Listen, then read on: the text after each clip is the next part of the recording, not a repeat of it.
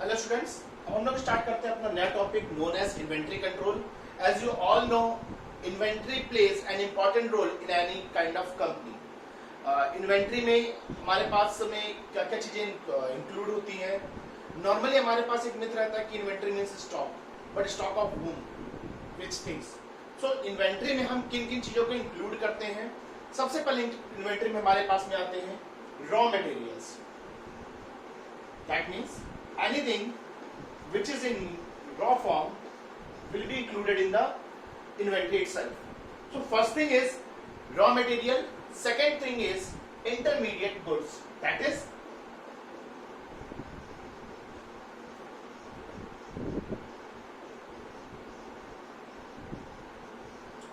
that means when we start work on raw material and it is not in the finished good, then it is in the intermediate goods. So किसी भी product की जो intermediate state होती है, that is called as intermediate goods. Okay, so first of all inventory will include raw materials, then it will include intermediate goods, then it will include finished goods. That means the products which has been completed at the production stage, as well as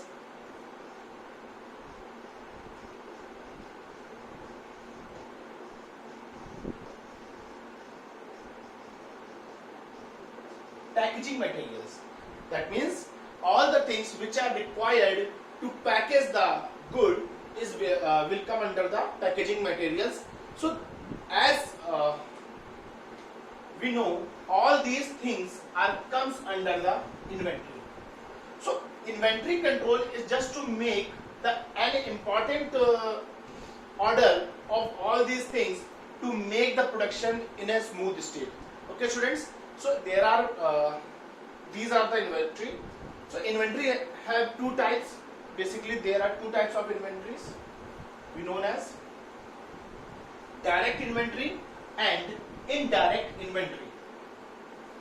Okay students, first we will go for the direct inventory. Okay, so in the direct inventory, the things which comes under the direct inventory, first of all it is raw materials,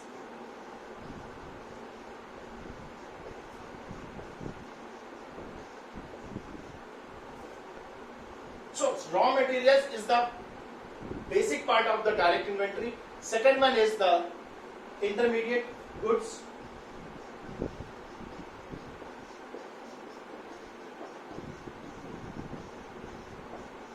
and third one is the finished goods.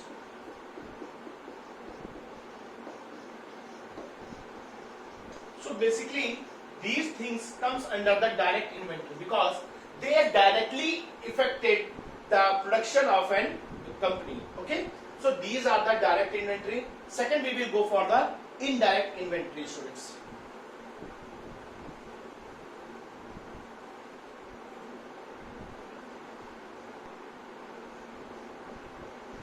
So the indirect inventory, they include the things which are necessary for the manufacturing of product, but they do not belong to the component of the product. That means एक बार फिर से हम इस point को clear कर लेते हैं। Indirect inventory के अंदर हम उन पार्ट्स को लेके चलेंगे जो कि मैन्युफैक्चरिंग करने के लिए रिक्वायर्ड होते हैं बट प्रोडक्ट का पार्ट नहीं होते। For example machinery. As you all know, machinery is required for the production,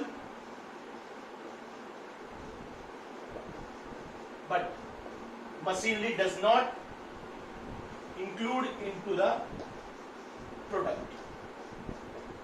So inventory of all these things, like things which are required for the generating product या manufacturing product, that comes under the indirect inventories, but they do not belong to the component of the product. Okay, there are many things: oil, gas, petrol, lubricant, office material, maintenance staff, as well as all the things those come under the indirect inventories. Okay students,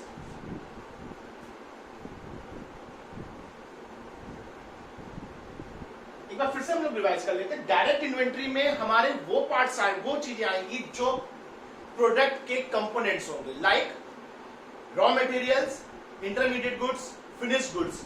indirect inventory की बात करें, indirect inventory में हमारे पास में वो चीजें आएंगी जो कि प्रोडक्ट से रिलेटेड नहीं है बट प्रोडक्ट को मैन्युफैक्चर करने के लिए रिक्वायर्ड है। जैसे कि हम लोगों ने डिस्कस किया, office staff, they do not belong to the products but they are required for the manufacturing of the products. अब हम टाइप ऑफ इन्वेंटरीज चेक कर लेते हैं।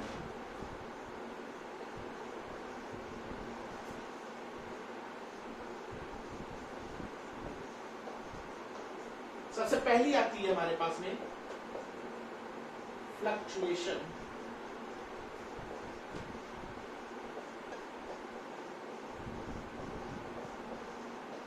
Inventory. Okay students, so comes with the fluctuation inventory. ये inventory हमारी required होती है sales and production time, जिसको कि हम कभी भी एक्यूरेटली मेजर्ड नहीं कर सकते हैं। आप भी जानते हैं किसी भी प्रोडक्ट का सेल्स एंड प्रोडक्शन टाइम को तो फिर भी कुछ लेवल तक हम लोग मेजर कर सकते हैं, बट उसका जो सेल्स टाइम होता है, साथ ही साथ हम प्रोडक्शन टाइम को भी कहते हैं, ये एक ऐसे टाइम होते हैं जो कि क्या करते हैं, फ्लक्चुएट करते रहते हैं। सो इस तरह के जितने भी इन्वेंट्रीज है वो किसके अंडर में आएंगे, हमारे पास में फ्लक्चुएशन इन्वेंट्रीज के अंडर में। Okay students, so fluctuation inventories are the inventories of those elements which do not have a fixed regulation, they can be variate at the different level of the generation of the products. So now next is the anticipation inventory.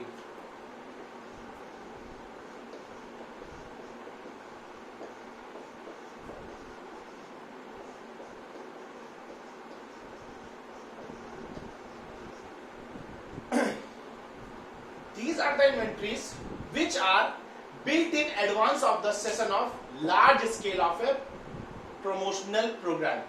That means यहाँ पे क्या होता है कि जब कोई product की हमें एक लार्ज सेल प्रमोशन का प्रोग्राम हम जनरेट करते हैं, तो क्या होता है कि पहले से ही हम उसको एडवांस में ही उसके लिए एंटीसिपेशन प्रोग्राम डिजाइन कर लेते हैं।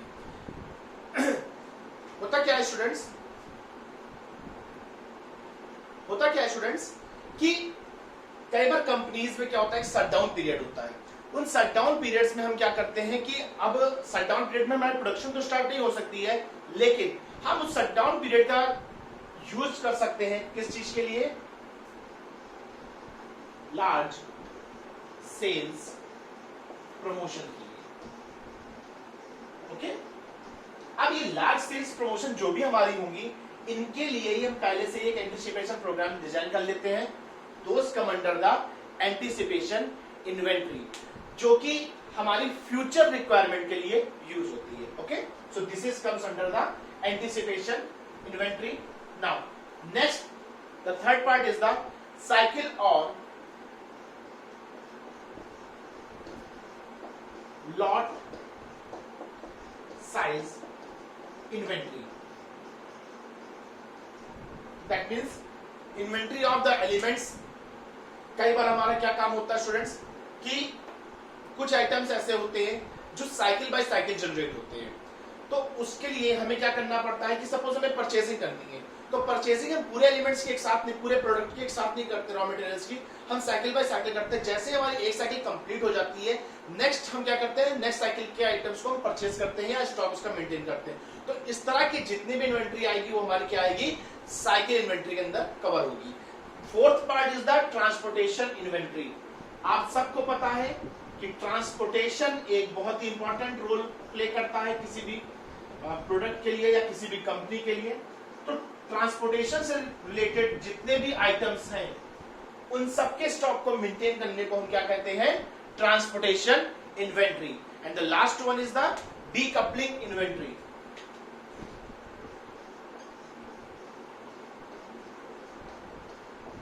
डीकपलिंग, अब इसके ऊपर डिस्कस करते हैं कि डीकपलिंग इन्वेंट्री क्या होती है।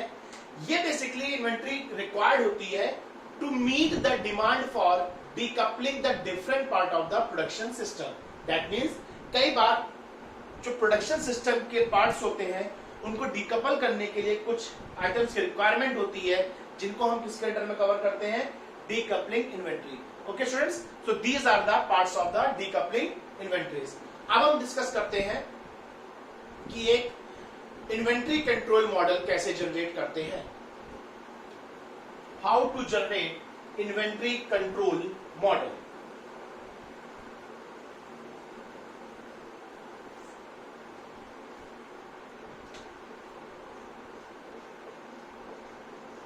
इन्वेंट्री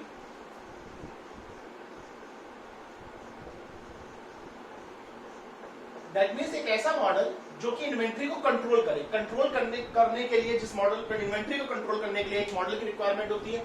अब इसे कैसे डेवलप करें, ये कुछ फेज वाइज चीजें होती हैं। सबसे पहले हम क्या करते हैं, फिजिकल स्टॉक ले लेते हैं। जितने भी इन्वेंट्री आइटम्स होते हैं हमारे पास में, सबसे पहले हम क्या करेंगे, उनका फिजिकल स्टॉक मेंटेन करते हैं।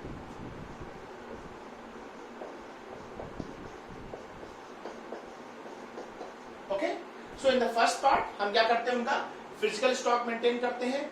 सेकेंड पार्ट में हम क्या करते हैं, क्लासिफाई करते हैं। ये जो फिजिकल जितने भी आइटम्स हमारे थे, फर्स्ट फेज में हमने क्या किया, कुछ भी क्लासिफाई नहीं किया। जितने भी आइटम्स उनको कलेक्ट कर लिया, फिजिकली मेंटेन किया।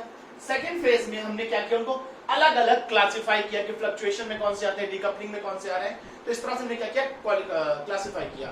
अब थर्ड पार्ट जो हमारा होता है, थर्ड पार्ट में जो क्लासिफाई किया है हमने सेकेंड पार्ट में, इसको और आगे चल के हम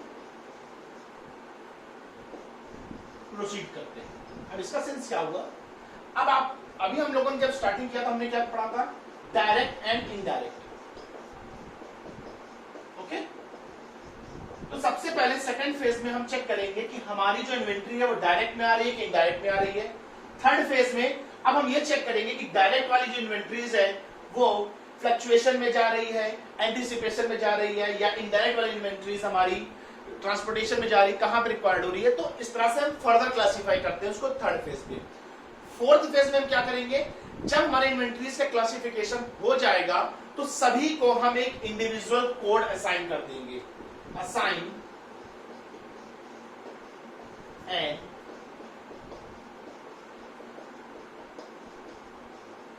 इंडिविजुअल कोड। सो फोर्थ पार्ट में हमने क्या किया, फर्स्ट पार्ट में सबका फिजिकल स्टॉक मेंटेन किया। सेकंड पार्ट में हमने उन्हें क्लासिफाई किया डायरेक्ट इनडायरेक्ट में। थर्ड पार्ट में हमने उन्हें डायरेक्ट और इनडायरेक्ट के फर्दर क्लासिफिकेशन में मूव कराया। फोर्थ पार्ट में हमने क्या किया, सबको एक इंडिविजुअल कोड असाइन कर दिया। फिफ्थ पार्ट में हम क्या करेंगे, अब चूंकि कई बार क्या होता है कि किसी कंपनी के लिए नंबर ऑफ आइटम्स बहुत ज्यादा होते हैं, वेरी लार्ज होते हैं, उस केस में हम क्या करते हैं कि इन्वेंट्रीज को या इन आइटम्स को हम डिफरेंट इन्वेंट्री मैनेजमेंट मॉडल में क्या करते हैं, क्लासिफाई कर देते हैं। वो अलग अलग तरह से होते हैं। कुछ होते हैं हमारे ABC या VED क्लासिफिकेशन, ये आगे चलकर हम लोग डिस्कस करेंगे। ABC मॉडल या VED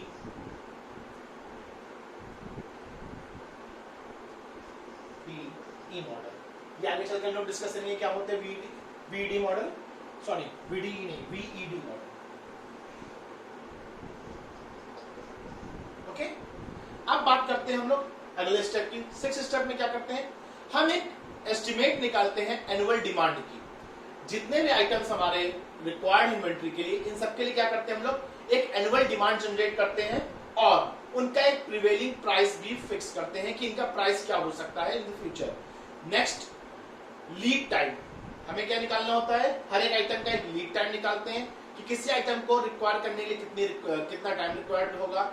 एक सेफ्टी स्टॉक, सेफ्टी स्टॉक का मतलब क्या हुआ कि वो वैल्यू जहां जिस तक हमारा प्रोडक्शन अफेक्ट नहीं होगा, मतलब किसी भी चीज की वो वैल्यू कि अगर वो हमारे पास तब तक हमारा प्रोडक्शन अफेक्ट नहीं होगा, रुकेगा नहीं, प्रोडक्शन स्मूथली रन करता रहेगा। And reorder level, reorder level वो वैल्यू होती है जहां पे हमें नया ऑर्डर जनरेट करने की रिक्वायरमेंट आ जाती है। सो ये हो गया हमारा नेक्स्ट स्टेप। लास्ट स्टेप में हम बात करेंगे, 8th स्टेप में हम इन्वेंट्री मोड जनरेट करेंगे। जब इससे प्रीवियस स्टेप में हमने क्या किया, सेफ्टी स्टॉक और रीऑर्डर लेवल देख लिया। अब हमें अगर लगता है कि रीऑर्डर लेवल पे हम आ चुके हैं तो हम क्या करेंगे, इन्वेंट्री मोड डेवलप करेंगे। And the last the step of inventory control model, हम जितने भी रिक्वायरमेंट्स हैं उन सबके लिए एक सुटेबल अल्टरेशन फिक्स करेंगे कि क्या किसी अल्टरेशन से हमारी इन्वेंट्री कंट्रोल हो रही है। तो ये था हमारा इन्वेंट्री कंट्रोल मॉडल को डेवलप करने का एक कह सकते हैं एक पैरामीटर्स था जिसको हमने यूज किया। अब बात करते हैं हम लोग स्टूडेंट्स उन कॉस्ट वेरिएबल्स की जो कि इन्वेंट्री मॉडल में एक ही इंपॉर्टेंट रोल प्ले करते हैं। ओके, सो कॉस्ट इन या costs in inventory. Okay, so cost in inventory में हमारे पास वो वेरियस कॉस्ट जिसको हम यूज करेंगे। हम यहां पे देखते हैं सबसे पहली कॉस्ट हमारे पास में आती है जिसको हम कहते हैं होल्डिंग कॉस्ट।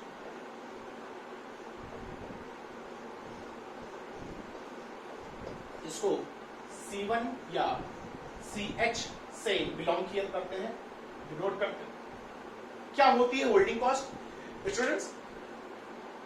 कॉस्ट जो कि गुड्स को कैरी करने के लिए रिक्वायर्ड होती है, that is called as holding cost. That means अगर किसी प्रोडक्ट को की अगर मैं बात करूं, उस प्रोडक्ट की होल्डिंग कॉस्ट क्या होगी?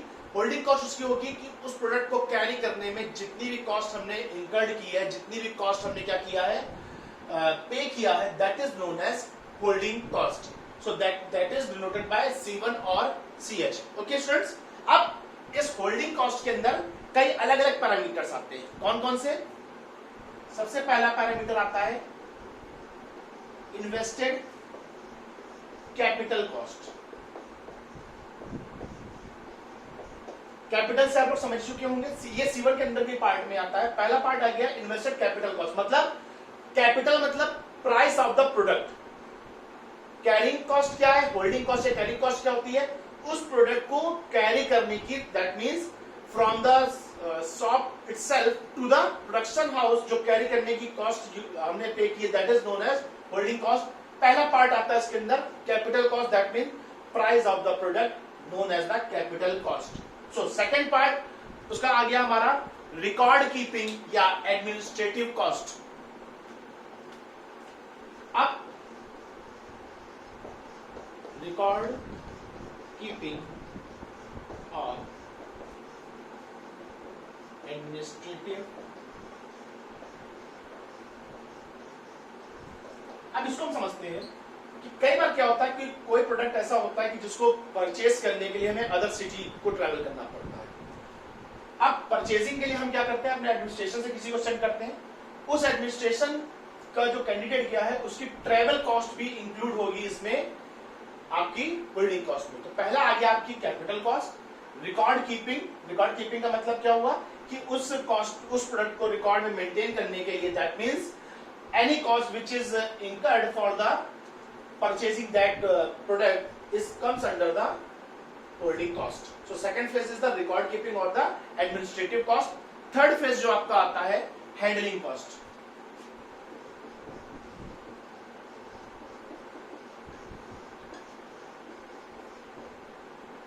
जब भी हम कोई प्रोडक्ट परचेज करते हैं तो ऑब्वियस सी बात है उसको परचेज करने के लिए या उसको कंपनी में लाने के लिए हमें ट्रांसपोर्टेशन में खर्चा करना पड़ता है, that is known as handling cost.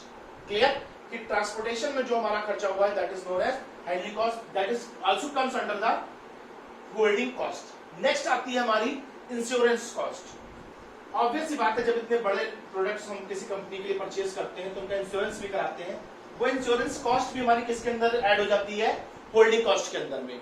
Next हमारी आती है स्टोरेज कॉस्ट। स्टोरेज कॉस्ट का मतलब ऑब्वियस सी बात है कोई भी मशीनरी हमारी अगर आ रही है उसके लिए प्रॉपर एक स्टोरेज सिस्टम जनरेट करते हैं। उस स्टोरेज सिस्टम में जितनी भी कॉस्ट हमारी लगती है वो हमारी किसके अंदर में आएगी, इन होल्डिंग कॉस्ट के अंदर में। नेक्स्ट आती है हमारी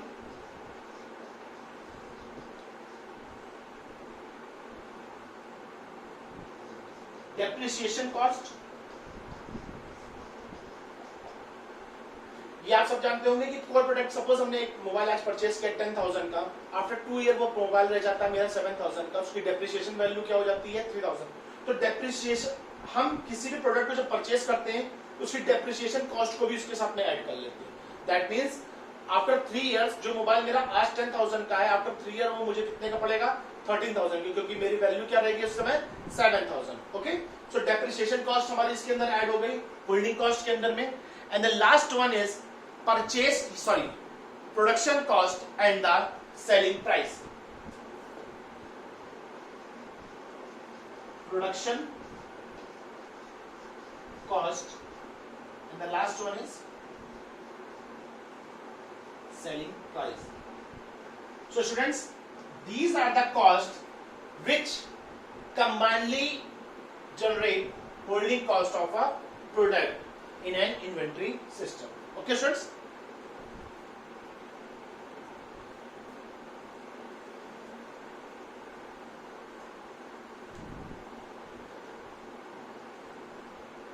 तो पहली कॉस्ट तो हो गई हमारी होल्डिंग कॉस्ट। अब कैरिंग कॉस्ट कैसे कैलकुलेट करते हैं इसको चेक कर लेते हैं हम लोग। कैरिंग कॉस्ट क्या है, इसको होल्डिंग कॉस्ट कैरिंग कॉस्ट दोनों नाम से जानते हैं।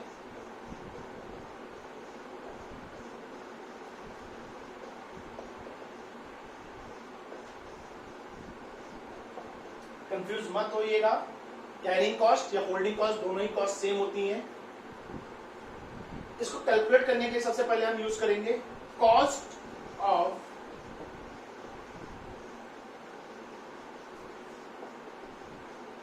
Carrying 1 unit.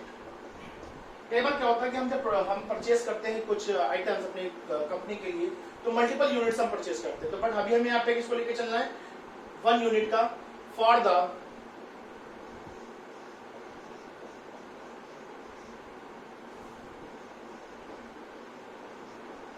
Given length of time. Okay, multiply with, that means हमें केवल 1 यूनिट लेके चलनी है फॉर द टाइम पीरियड। इसके साथ ही में मल्टीप्लाई करेंगे इसका हम average number of units, average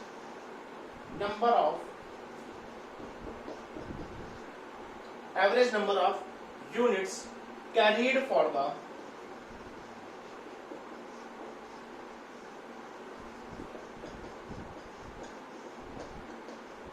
given length of time। Easy है, एक यूनिट का price multiply by average number of units, इनको मल्टीप्लाई कर देंगे, हमारे क्या निकल के आ जाएगी होल्डिंग कॉस्ट या कैरिंग कॉस्ट। ओके स्टूडेंट्स, अब इसके बाद हम आगे मूव करते हैं, कुछ और भी कॉस्ट होंगी जिनका यूज करते हैं। सबसे पहले आती है हमारी शॉर्टेज कॉस्ट या स्टॉक आउट कॉस्ट।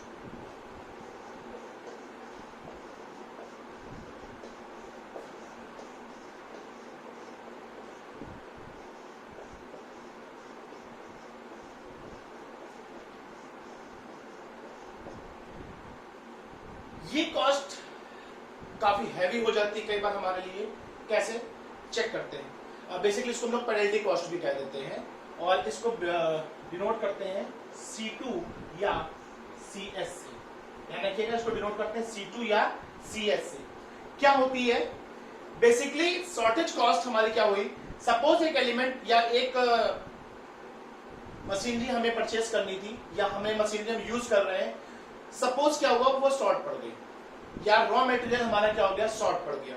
अब जितने दिन वो हमारा शॉर्टेज है उतने दिन की जो टोटल प्रोडक्शन का लॉस होगा वो हम किसके अंडर में लेकर आएंगे, शॉर्टेज कॉस्ट के अंदर में। Okay students, so shortage cost is known as the stock out cost और the penalty cost, penalty of the final production which is generated by the shortage of that element. So that is denoted by C2 or CS. Next one is the setup cost.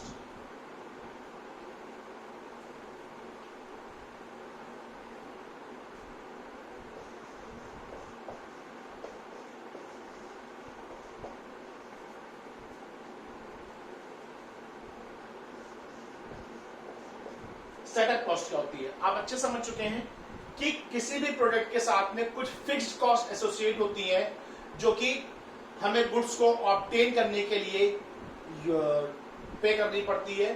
तो ये setup cost हमारे साथ में वो cost है जो कि purchase कर जो रिक्वेस्ट जनरेट करने में, साथ ही साथ क्वालिटी कंट्रोल करने के लिए हमें प्लेस करनी पड़ती है किसी प्रोडक्ट के लिए। इसे हम क्या कहते हैं? सेटअप कॉस्ट, और इसे डिनोट करते हैं हम लोग C3 से। Okay students, so these are the cost, setup cost, shortage cost and holding cost. अब हम आ जाते हैं इन्वेंट्री कंट्रोल के ऑब्जेक्टिव के ऊपर। आप सभी देख चुके हैं कि इन्वेंट्री कंट्रोल का क्या ऑब्जेक्टिव है। सबसे पहला ऑब्जेक्टिव होता है smooth and efficient running of the business. अगर हम अपने प्रोडक्शन हाउस की या अपनी कंपनी की इन्वेंट्री को कंट्रोल करेंगे तो कभी भी हमारे जो कंपनी का प्रोडक्शन है वो कभी भी रुकेगा नहीं, और अगर प्रोडक्शन नहीं रुकेगा तो हमारा स्मूथ एंड एफिशिएंट बिजनेस हमेशा रन करता रहेगा। सेकंड जो सबसे इंपॉर्टेंट इसका ऑब्जेक्टिव है, ये हमारे कस्टमर को शॉर्ट नोटिस पे सर्विस प्रोवाइड करती है। अगर हमने इन्वेंट्री को मैनेज कर रखा है तो शॉर्ट नोटिस पे कस्टमर को सर्विस हम प्रोवाइड कर सकते हैं। थर्ड वन है, फॉर एग्जाम्पल आपकी कंपनी में क्या कहते हैं, स्टॉक की कमी हो गई, उस केस में क्या करना पड़ता है? कंपनी को हाई प्राइस पे करना पड़ता है फॉर द अर्जेंट परचेसिंग। तो उस हाई प्राइस से बचने के लिए भी हमारा इन्वेंट्री कंट्रोल को मैनेज करना रिक्वायर्ड होता है। सबसे इंपॉर्टेंट चीज बफर स्टॉक। क्या होता है कि स्टूडेंट्स, हम बफर स्टॉक मतलब रॉ मटेरियल से वो स्टॉक जो अभी हम यूज तो नहीं कर रहे हैं, बट जैसे ही हमारा करंट प्रोसेस कंप्लीट होगा हमें उसकी रिक्वायर्ड पड़ेगी, तो क्या करते हैं, इस चक्कर में हमारा बफर स्टॉक मेंटेन होता रहता है। और बफर स्टॉक मेंटेन करने से क्या होता है कि हमारा ऑर्डर कभी भी रिजेक्ट नहीं होगा, क्योंकि हमारे पास sufficient amount of raw materials available है। जब हमारे पास बफर स्टॉक है, हमारे पास सारी चीजें सर्विस प्रोवाइड करने के लिए है, तो इससे हमारी जो प्रोडक्शन कॉस्ट होती है वो क्या होती है? रिड्यूस हो जाती है। ओके, एंड सबसे लास्ट, ये मेंटेन करता है हमारी फ्लक्चुएशंस को और डिमांड ऑफ आइटम को। क्या होता है कि अगर आपने इन्वेंट्री को मैनेज कर रखा है तो जो सर्टेन फ्लक्चुएशंस होते हैं और डिमांड ऑफ आइटम होता है उसको क्या करता है? मेंटेन करके रखता है। आपको ऐसा नहीं कि कभी एकदम हाई डिमांड है कि कभी लो डिमांड है, कोई भी डिमांड है आप उसको क्या कर सकते हैं? एग्जीक्यूट कर सकते हैं, क्योंकि आपके पास सफिशिएंट अमाउंट ऑफ इन्वेंट्री आपने मेंटेन कर रखी है। अब हम बात करते हैं जो कि इंपॉर्टेंट पार्ट है हमारी इन्वेंट्री कंट्रोल का, that is known as economic lot size model with known demand. Economic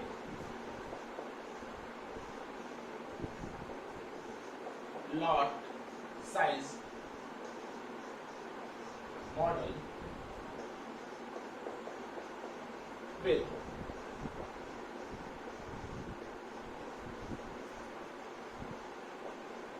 non demand. आप देख सकते हैं कि नाम से क्लैरिफाई कर रहा है अपने आप को कि हमने क्या कर रहे हैं, इकोनॉमिकली मॉडल को डेवलप कर रहे हैं, इकोनॉमिकली साइज के मॉडल को डेवलप कर रहे हैं, जहां पे हमें डिमांड की एक एंटिसिपेशन पहले से कर रखी है, कितनी डिमांड हमारी आ सकती है, फ्लक्चुएट होगी डिमांड, पर कितनी आएगी उसको हम मेंटेन करके चलते हैं। तो अब हम इस मॉडल को डिस्कस करेंगे, जो कि एक मॉडल हमारे पास है इस अपने करिकुलम में, economic lot size model with known demand. क्या होता है, देखिए, जो सबसे बेसिक प्रॉब्लम होती है इन्वेंट्री कंट्रोल की, कि हमें यह नहीं पता चल पाता है कि हमें कब मटेरियल्स के लिए ऑर्डर प्लेस करना है। दूसरी चीज कि हमें कितना प्रोड्यूस करना चाहिए beginning of the cycle of production.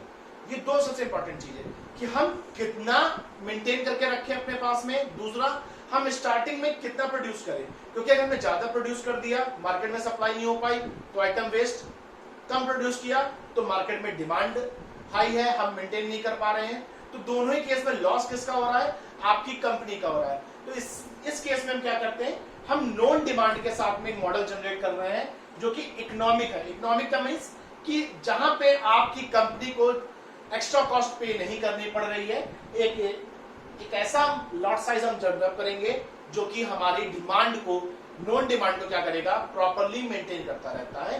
तो अब इसके अंदर हम चेक करते हैं कौन कौन से वेरिएबल्स यूज होंगे। सबसे पहले हमारा आता है वेरिएबल्स जो हमारे यूज होने, उसमें सबसे पहले वेरिएबल हमारा आएगा कंट्रोल्ड वेरिएबल्स।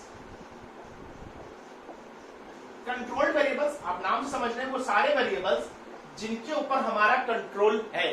कौन कौन सा? पहला, कितनी क्वांटिटी एक्वायर्ड है। एक्वायर्ड मींस कि मार्केट में कितनी क्वांटिटी हमें रिक्वायर्ड है, क्योंकि हम मेरी जो सेल्स टीम है उसके पास एक डिमांड रेट होता है, तो इससे हमें पता चल जाता है कि कितनी क्वांटिटी एक्वायर्ड है। दूसरी चीज, frequency of acquisition, that means कि कितना टाइम लगेगा हमें उस प्रोडक्ट को एक्वायर करने के लिए। Third one is the competition stage of stock items, जो हमने स्टॉक कर रखा है उनका कंपटीशन स्टेज क्या है, सॉरी कंपटीशन नहीं, कंप्लीशन स्टेज क्या है।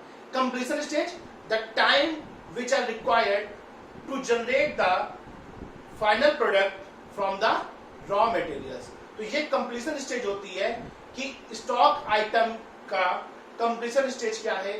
ये हमारे तीन किसके अंदर में आते हैं? Controlled variable. अब आता है हमारा अनकंट्रोल्ड वेरिएबल।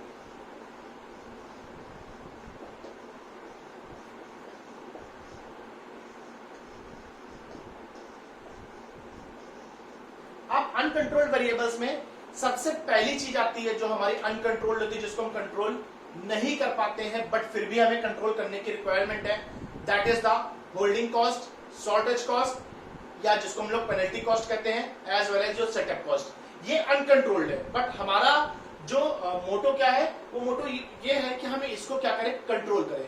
साथ ही साथ demand of the product, demand of the product sales team भले मार्केट में विजिट करती है डिमांड के लिए, बट कई बार क्या होता है कि सेल्स टीम ने हमें आके एक डेटा प्रोवाइड किया कि इस प्रोडक्ट की डिमांड बहुत हाई है, लेकिन जब वो मार्केट में गया सेल आउट होने के लिए तो उसकी डिमांड वो क्या हुआ, प्रॉपर सेल नहीं हो पाया। तो कई बार ये प्रॉब्लम आती है कि डिमांड को हम मेजर आउट नहीं कर पाते हैं, तो ये हमारे किस में आता है, अनकंट्रोल्ड। ये फ्लक्चुएट कर जाता है कई बार। लीड टाइम, लीड टाइम क्या होता है स्टूडेंट्स हमारा, ये टाइम होता है ऑर्डर को प्लेस करने में और साथ ही साथ उस ऑर्डर का स्टॉक में आने का टाइम। सपोज मैंने ऑर्डर प्लेस किया आज ये, और आज से 8 दिन बाद ये ऑर्डर मेरे पास आता है, तो ये लीड टाइम कितना होगा उसका, total 8 days is known as the lead time. Next is the amount deliver या supply of goods, amount delivered या सप्लाई ऑफ गुड्स। ये क्या होता है, इंस्टेंशियस होता है कि जो कि टाइम पे डिपेंड करता रहता है। Suppose a q quantity q is ordered for purchase, हमने किसी भी प्रोडक्ट की क्यू क्वांटिटी को ऑर्डर किया परचेज के लिए। द अमाउंट डिलीवर्ड में vary from G to G1। अब ये क्या हुआ, ये हमारा अमाउंट जो क्या वेरी कर रहा है G टू G1। अब इससे क्या होता है कि कई बार हमें क्वांटिटी क्यू जो चाहिए थी, एक बार वो हमें G प्राइस पे मिल गई, कभी वो हमें G1 प्राइस पे मिल गई। तो ये जो डिफरेंस होता है ये हमारा क्या कहलाता है, amount delivered, that is supply of goods. ये टोटल हमारे किसके अंदर में आते हैं, अनकंट्रोल्ड। अब हम सिंबल्स की बात करेंगे, उन सारे सिंबल्स की जो हमारे economic lot size model with known demand के अंदर में यूज होने वाले हैं और जिनको हम अब मैथमेटिकली इंप्लीमेंट करेंगे अपने क्वेश्चंस के अंदर। सबसे पहला C1, सबने देखा उसको क्या कहते हैं हम लोग, holding cost. Next C2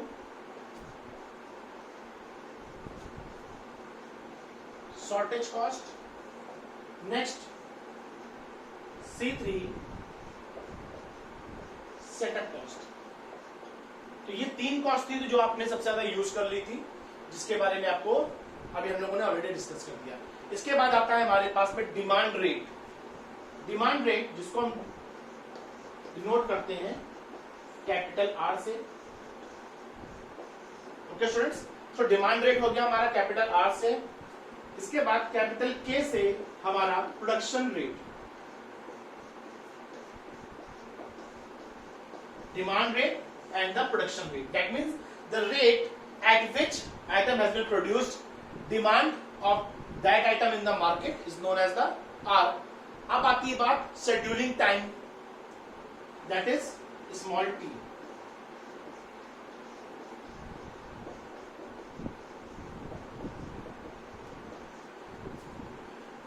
production rate को मेंटेन करने के लिए जो शेड्यूलिंग टाइम, हम टाइम को शेड्यूल करना पड़ता है, उससे हम क्या कर रहे हैं, स्मॉल टी। दूसरा क्या होता है हमारा टीपी, ये भी हमारा क्या होता है, शेड्यूलिंग टाइम। अब ये क्या है शेड्यूलिंग टाइम, ये जो कि प्रिस्क्राइब्ड नहीं होगा,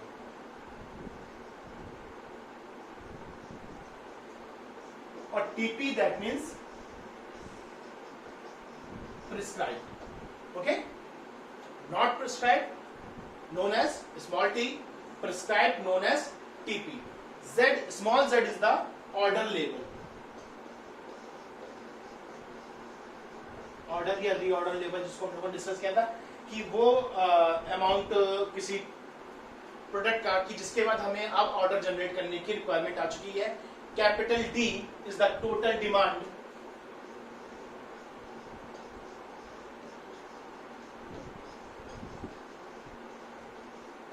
capital D is the total demand, Q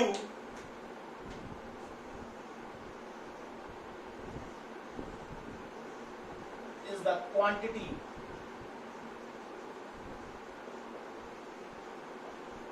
already present, that means Q is the quantity already present in the start. So Q is the quantity and the last one is the capital L is your lead time. So these symbols जो कि हमारे आगे चल के require use होंगे inventory model के questions में। अब हम बात करते हैं अपने क्वेश्चंस के ऊपर डिस्कस करते हैं कि कैसे हमारा जो इकोनॉमिक लॉट साइज मॉडल है वो यूनिफॉर्मली डिमांड रहती है, जिसकी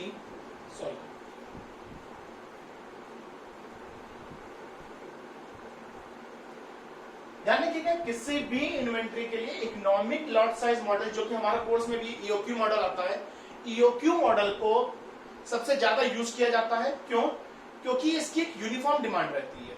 यूनिफॉर्म डिमांड का सेंस क्या है कि हमने क्या किया है इकोनॉमिक लॉट साइज मॉडल में, हर चीज के लिए एक वैल्यू सेट कर दी है इकोनॉमिक कि अगर हम इससे ज्यादा मेंटेन करेंगे तो हमारी कॉस्ट ज्यादा खर्च होगी, कम मेंटेन करेंगे तो हमारी पेनल्टी कॉस्ट ज्यादा खर्च होगी। तो ना तो पेनल्टी कॉस्ट ज्यादा खर्च हो हमारी, ना ही हमारी शॉर्टेज कॉस्ट ज्यादा खर्च हो, तो दोनों को एक इकोनॉमिकली ऑर्डर में मेंटेन करने के लिए हम ईओक्यू मॉडल का यूज करते हैं। अब इसके जो फॉर्मूलाज हैं हम लोग वो चेक कर लेते हैं। सबसे पहला फॉर्मूला आता है हमारा average inventory.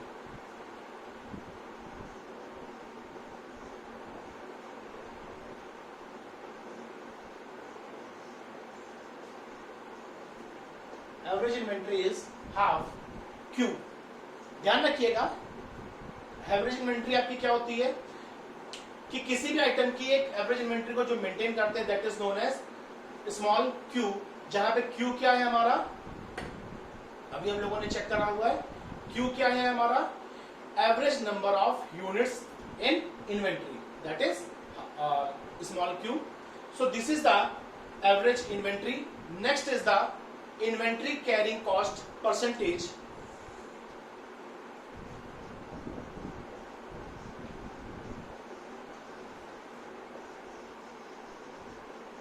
inventory carrying cost percentage, inventory carrying cost percentage is equals to half Q C1,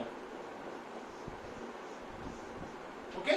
C1 जहां पे आपको अच्छे से पता है क्या होती है, आपकी होल्डिंग कॉस्ट होती है।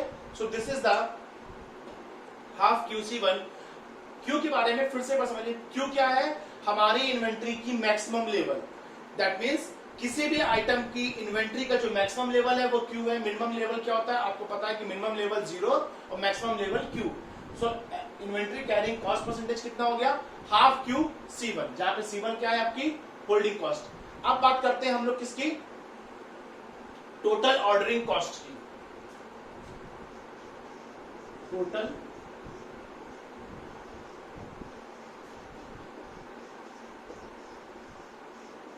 ऑर्डरिंग कॉस्ट, यहां पे टोटल ऑर्डरिंग कॉस्ट हमारी क्या होती है, जिसको हम डिनोट करते हैं CQ से, CQ। टोटल ऑर्डरिंग कॉस्ट होती है बेसिकली वो हमारा मल्टीप्लीकेशन एडिशन होती है total inventory carrying cost per unit that is your C1 plus total annual ordering cost. तो यहां पे हम इसको कैसे यूज करेंगे, half Q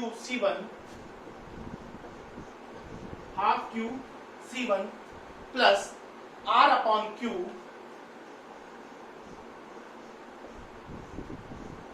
C3। R upon Q क्या हो गया आपका, तो इससे हम क्या निकाल लेंगे अपनी total ordering cost.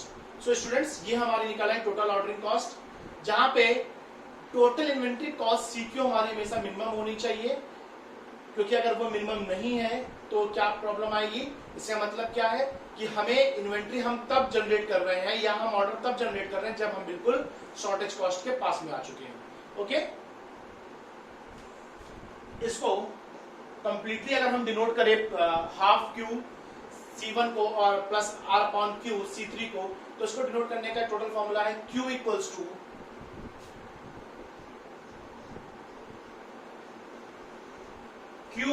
To under root 2C3R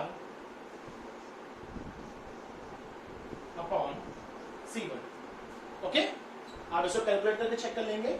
Q equals to under root 2C3R upon C1 that is your total ordering cost.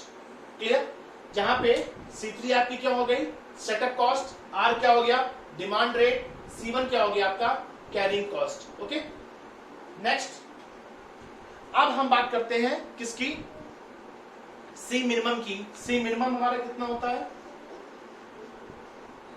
Under root 2C1 C3 R। इसका फॉर्मूला देख लीजिए, C minimum that is minimum of inventory cost. C minimum का मतलब होता है minimum of inventory cost. इसको mention कर लेते हैं हम लोग यहाँ पे, minimum of inventory cost C minimum is under root 2C1 C3 R। ये फॉर्मूलाज है स्टूडेंट्स जो आगे चल के हमारे अभी यूज होने वाले हैं अपने प्रोग्राम्स में, जहां पे C1 हमारा होल्डिंग कॉस्ट हो गया, C3 हमारी सेटअप कॉस्ट हो गई, R हमारा क्या हो गया डिमांड रेट हो गया। इसके बाद आगे के हम फॉर्मूलाज चेक कर लेते हैं क्या क्या यूज होने हमारे।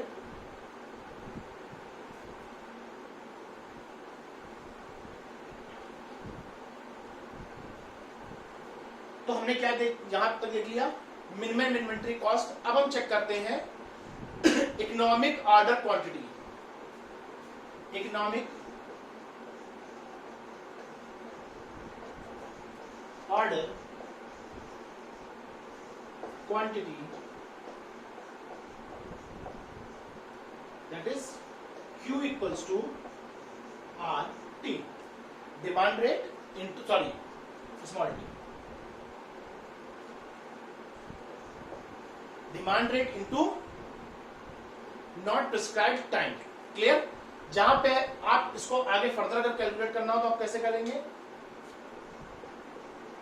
Q के लिए आपने फॉर्मूला क्या यूज किया था, Q के लिए अभी आपने फॉर्मूला ऊपर यूज करके आप आए हैं, उसी को यहां पे अगर हम मेंशन कर दे तो T की वैल्यू हमारी आ जाएगी under root 2C3 upon R C1। Okay, तो इससे हमारा ऑप्टिमिस्टिक सॉरी जो टाइम प्रिस्क्राइब नहीं है वो भी हम यहाँ पे निकाल लेंगे, that is 2 into setup cost upon demand rate into holding cost. Okay students,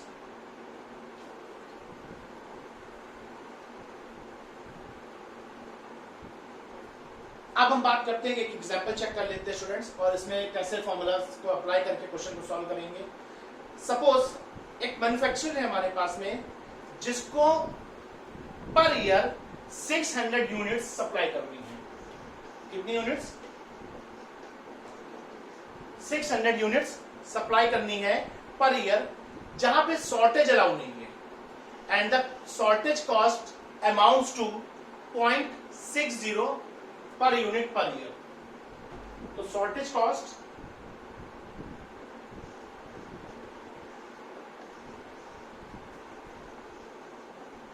पर यूनिट पर ईयर। क्लियर, जहां पे हमारी शॉर्टेज कॉस्ट निकल आई, सॉरी शॉर्टेज नहीं स्टोरेज कॉस्ट, क्योंकि शॉर्टेज तो अलाउ नहीं है हमें, जब शॉर्टेज अलाउ नहीं है दैट मींस C2 हमारी 0 हो गई, स्टोरेज कॉस्ट हमारी क्या है 0.60 per unit per year. Setup cost हमारी है ₹80। Okay, setup cost is ₹80। अब हमें क्या करना है, हमें निकालना है ऑप्टिमम रन साइज और minimum average yearly cost.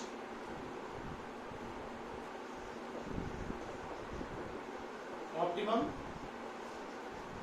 Run size, पहले हम इसकी बात करते हैं कैसे निकालेंगे ऑप्टिमम रन साइज के पर बात करते हैं। सबसे पहले हमने सारी चीजें देख ली। जो ये 600 है ये बेसिकली हमारा क्या है डिमांड रेट, तो इसको हम डिनोट करेंगे कैपिटल आर से। हमें 3 वैल्यूज दी गई हैं C1, C3 और कैपिटल आर। हमें सबसे पहले क्या निकालना है ऑप्टिमम रन साइज या ऑप्टिमम लॉट साइज, जिसके लिए फॉर्मूला क्या यूज किया था हमने 2C3R upon C1 under root में, that is under root 2 into 80 into 600 upon 0.60। ये हमारी क्या आ जाएगी ऑप्टिमम लॉट साइज, जिसकी वैल्यू क्या आएगी 400। ओके, इसको कैलकुलेट करके आप चेक करेंगे, इसकी कॉस्ट 400 आएगी। अब बात आती है क्या, next one is minimum average yearly cost. Minimum average yearly cost हमारे कैसे आप कैलकुलेट करते हैं, अभी आपने चेक किया है 2C3 upon R into C1।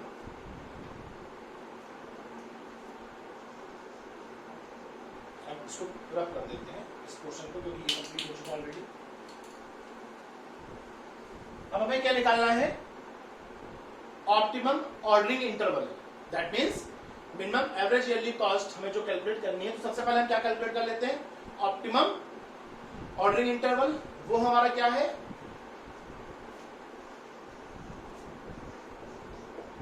2 into C3 upon R into C1। Clear, तो 2 into 80, 2 into 80 upon 600 into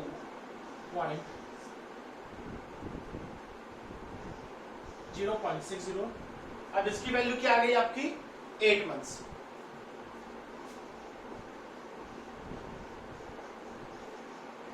clear, तो आपने निकाल लिया कि आपको 8 मंथ्स के इंटरवल पे कितना लॉट साइज मेंटेन करना है, 400 का लॉट साइज मेंटेन करके चलना है, जो कि आपका हर 8 मंथ्स में मैनेज होना चाहिए। So the manufacturer should produce 400 units of his product at the interval of 8 months. So this is the answer of the question. Okay students, next move करते हैं, एक और क्वेश्चन चेक कर लेते हैं।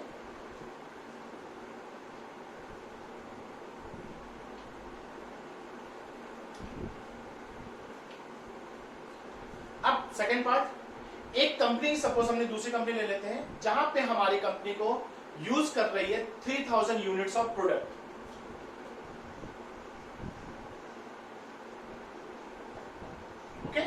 कंपनी कितना यूज कर रही है 3000 यूनिट यूज कर रही है। कैरिंग कॉस्ट क्या है 30% of average inventory. Carrying cost that is C1 is 30% of average inventory. Okay, next one is ordering cost कितनी है 100 पर ऑर्डर। ठीक, यूनिट कॉस्ट इज ₹20।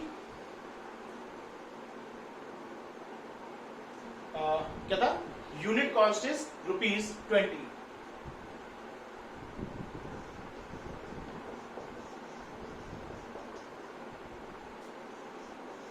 अब यूनिट कॉस्ट 20 है, हमारी जो कैरिंग कॉस्ट है 30% of average inventory, that is 30% of 20। Okay, तो इससे क्या हो गया 30% ऑफ 20 हमारी हो गई, दैट मीन्स 6। तो C1 आ गया, C3 आ गया, और हमारे पास में ऊपर क्या दिया गया है D, that is total demand, D, C1, C3। अब हमें सबसे पहले क्या निकालना है, calculate EOQ, that is optimum lot size. Formula है 2C3 D upon C1, that is under root 2 into 100 into 3000 upon C1 कितना है 6 which is equals to EOQ की वैल्यू कितनी आ गई 316.23 यूनिट्स। तो एक पार्ट तो हमारा कंप्लीट हो गया। अब क्या कह रहा है टोटल कॉस्ट निकालनी है हमें। टोटल कॉस्ट क्या होती है material cost as well as total variable cost. तो इसको कंप्लीट कर लेते हैं पहले।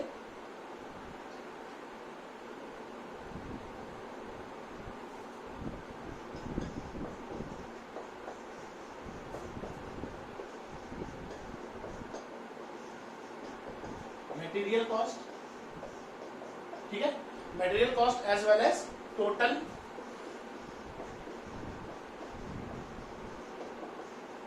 Variable cost. अब material cost that is total demand कितनी है 3000 इंटू 20 ठीक है 3000 प्लस 20 और टोटल वेरिएबल कॉस्ट कितनी हो जाएगी हमारी under root 2 into total demand ठीक है 2 into total demand into setup cost into carrying cost. इसको कैलकुलेट करेंगे तो आपका आएगा 6189.36 units। Okay students, so this is the question which we have solved। तो ये हमारा कंप्लीट हो गया EOQ मॉडल। इसको अब रब कर लेते हैं। अब जिस आपको पता है कि हर मॉडल के अंदर अगर कुछ मेरिट्स होते हैं तो कुछ डिमेरिट्स भी होते हैं। यहाँ पे हम डिमेरिट्स के साथ तो नहीं जाएंगे, हाँ हम उसके कुछ लिमिटेशंस हैं उनको डिस्कस कर लेते हैं। सबसे पहला लिमिटेशन क्या होता है कि EOQ मॉडल के अंदर किसी भी आइटम की जो डिमांड होती है ना वो एक कांस्टेंट कंडीशन होती है हमारी।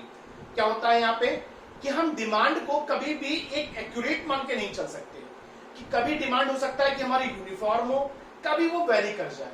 तो ये प्रॉब्लम आती है हमारे EOQ मॉडल के अंदर में। सेकंड प्रॉब्लम क्या है ऑर्डरिंग कॉस्ट को मेजर करना एक प्रॉब्लमेटिक टास्क है हमारा EOQ मॉडल के अंदर। थर्ड बात क्या आती है एनुअल डिमांड हम एडवांस में ही एस्टिमेट कर लेते हैं जो कि एक गेस है प्राइस का, फिक्सेशन नहीं है। जैसे कि आज की डेट में आप देख रहे हैं मार्केट में क्या हो रहा है कि प्राइस सारे के सारे प्राइस डाउन हो गए शेयर मार्केट्स के। लेकिन अगर सपोज हमने इनको पहले एडवांस में एज्यूम किया होगा तो क्या किया गया हाई एज्यूम किया। तो ये जो हम फ्यूचरिस्टिक अप्रोच को लेके चल रहे हैं यहाँ पे ये हमारी प्रॉब्लम आती है। तो इस तरह से कुछ लिमिटेशंस है स्टूडेंट्स हमारे EOQ मॉडल की जो आप चेक करिएगा। सो स्टूडेंट्स ये था हमारा inventory control. Thank you for watching this video lecture. Do practice at your home and ask me any question if you have with your exercise। Thank you students।